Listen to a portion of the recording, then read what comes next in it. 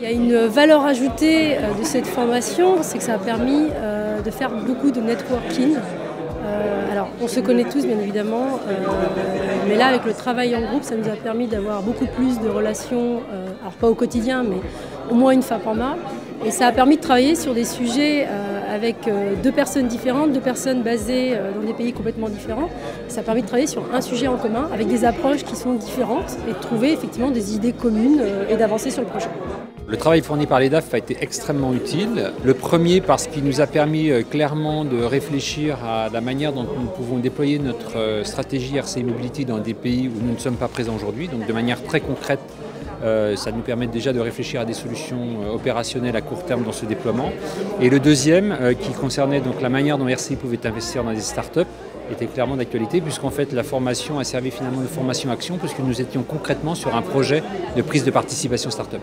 Leur périmètre d'intervention allait au-delà du périmètre uniquement financier, sur les aspects d'organisation, sur les aspects commerciaux, sur les aspects légaux.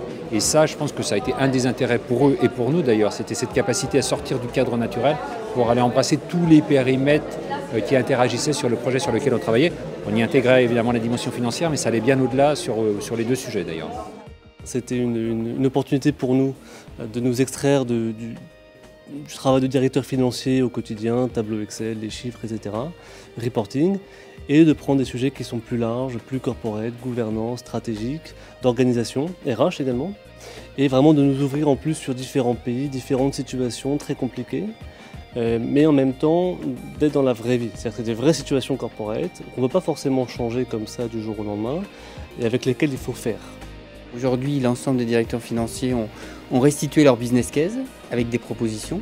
Donc ce qu'on leur doit, c'est d'avoir la position de l'entreprise par rapport à ces différentes positions. Qu'est-ce qu'on retient, qu'est-ce qu'on ne retient pas. Donc ça, c'est le next step dans les prochaines semaines. Le plus marquant, c'est peut-être je dirais, la qualité des restitutions des business cases qu'ont fait les directeurs financiers, parce que c'est des choses où il y a du fond, de la matière, des propositions opérationnelles dans tous les groupes, avec à la fois une diversité. Donc pour moi finalement c'est ça le plus marquant, c'est comment ils ont utilisé un petit peu certains éléments de la formation pour le mettre au service de propositions.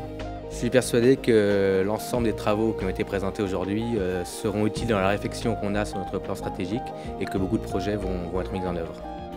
On a répondu à la question de départ, que faire pour que nos DAF soient encore plus expérimentés dans leur métier. Ils le sont déjà, mais pour apporter une valeur ajoutée au travers du cursus de formation construit avec nos experts et First Finance.